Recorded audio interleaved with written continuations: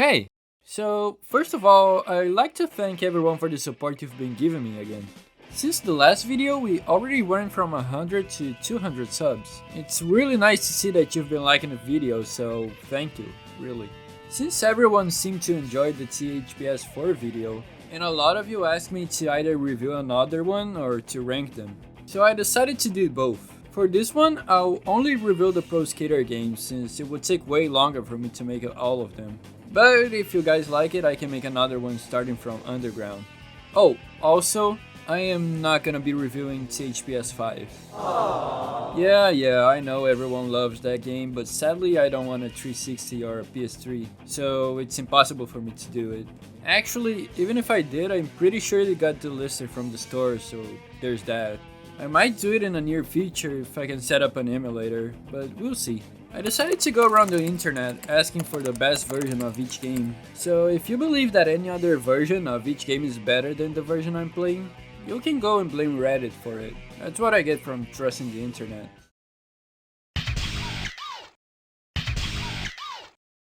Oh, the original Tony Hawk's Pro Skater, the game that started it all.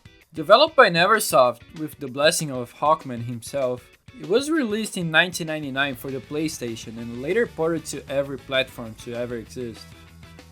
The game is number 24 in the best-selling PS1 games with 3.5 million copies sold. Did you know that Harry Potter and Dragon Quest VII sold even more than that? I mean, I can understand Harry Potter, but you never see anyone talking about dragons. Okay, sorry. Now look, this game is way harder than I remembered. And I don't mean hard like I can't get to the next level, but hard in like, why can my combos only go as high as 4000? And the reason for that is that this game didn't have manuals yet. Again, it was released in 1999 and that was before the manuals were invented. I'll already tell you I'm not gonna bash this game because of how groundbreaking it was at the time. Before this game, skateboarding didn't exist. Skate or Die was actually called Plank with Wheels or Die. When you first turn on the console, you'll see the Neversoft logo that never left us. And after a company that has gone to shit, you get one of the best cutscenes in video game history. I don't know how cool skateboarding is considered these days, but if you're here, you'll probably also love this cutscene. It just never fails to get you hyped for whatever's next. Even Tony Hawk looks surprised in the menu. You get 10 characters to choose from and 2 secret characters, Officer Dick and Private Carrera. You can choose your deck, truck and wheel color in this one. There are 9 levels which you have to unlock by beating them one by one, and to do that, you have to complete a list of tasks that gives you VHS tapes. The challenges in this one are pretty basic. Most of them consist of making certain amount of points, collecting the skate ladders and fighting a hidden tape somewhere in the level. There are also some different challenges like riding 5 tables in school or wrecking 5 cop cars in San Francisco. There are also 3 levels that work as a competition, where the only objective is getting more points than the other skaters. The graphics look fine for the time. I don't think they looked amazing when the game released, but something really cool that they did were those screens with music videos playing. Correct me if I'm wrong, but I'm pretty sure they never came back to any other Tony Hawk besides the first. But of course, the 2 main things needed in a Tony Hawk game is a good gameplay and a killer soundtrack, and this one delivers. At least in the soundtrack it does. The game didn't age that well in terms of gameplay. There's not that much variety on tricks, no manuals, and it seems like they still weren't sure about the gameplay because of levels like the Dam and Mall, which are levels that you go down a path and it ends when you get to the bottom. The controls feel pretty heavy, especially when you're spinning in the air, but it's really satisfying when you actually land something difficult in this game, like the 900. It was way harder to land in this one than any other game, I can promise you that. It's like they tried to have a half-realistic take on the controls, along with the arcadey one. It definitely works, but I'm glad the game went the way it did after this one. The music in this game though, it either didn't age a single minute or I'm completely blinded by nostalgia. Dead Kennedys, Goldfinger, Suicidal Tendency, The Vandals, they could not have done it better. It is extremely hard for me to pick the best soundtrack in these games because of how great they all were.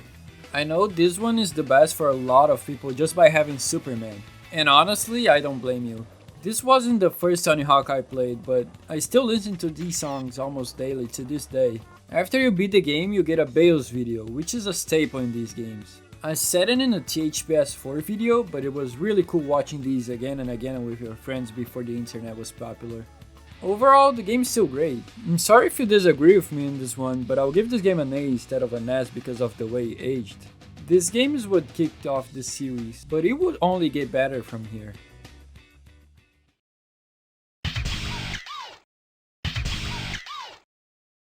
What can I even say that hasn't been said about this game? Well, nothing, but let's not get ahead of ourselves. This is where Neversoft started doing cool intros after you boot up the game. Every game after this one has the eye doing something before it gets impaled. I remember drawing that eye on my notebook on classes I didn't want to be in, which means I had a lot of those. You then get punched in the face with Gorilla Radio playing with skate clips in the background. No build up, nothing, just blam, in your face. This time around you get a better looking menu with a wheel, so the presentation already got way better.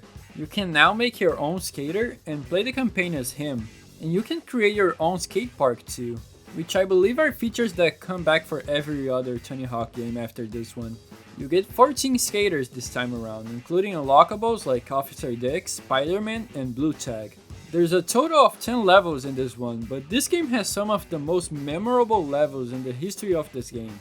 The hangars, Cool 2 and Venice are some of the best levels that there are. They work perfectly with the gameplay, like the devs knew what they were doing and made it so the levels seemingly matched the gameplay. Besides this parting hangar, I don't know why they put that there. You get way more challenges to do in this one, or checklists, and they are worth money now, which is used to unlock the rest of the levels. Things like doing specific tricks somewhere, or things related to the level, like wall riding 5 bells in School 2. In terms of graphics, it seems to be a little bit better than the first, but nothing that noticeable. I do believe the HUD and the text on the screen looks better. The first game had a grittier font, but I believe it's a matter of taste. None is really better than the other. Besides the music, the gameplay in this one is where the love really comes from. You have no idea how much different manuals make in this game. Well, actually you probably do, but try to go back to THPS 1 after playing this one your whole life. It's just night and day difference. Combos can go way higher now, where in the first game you had a challenge that was getting to 50,000 points on one of the latest levels. This one asks you for 100,000 on the second level. But trust me, after you get the hang of it, it's not hard at all. The music went for a mixture of punk and hip hop in this game, with a total of 15 songs, including bands like Bad Religion, Naughty by Nature, Millencolin, and Lagwagon. This is the first Tony Hawk game that I've played, and some of the songs are still some of my favorites of all time. I know this is the same for a lot of people, and I can relate to that a lot. I'm trying not to let the nostalgia take over from here, but it's honestly great. There's almost nothing wrong with this game, besides some hiccups in some levels. But if you're playing these games in order for the first time, you'll see that they only get better with each installment you go through. This one deserves an S, there's no other place for it. It got a lot of people into skateboarding. The influence this game had is incredible and simply cannot be taken from it. It's an amazing game and it has already gone down in history as one of the best ever. If for some weird reason you never played a Tony Hawk game, I would say this one is the one to start with.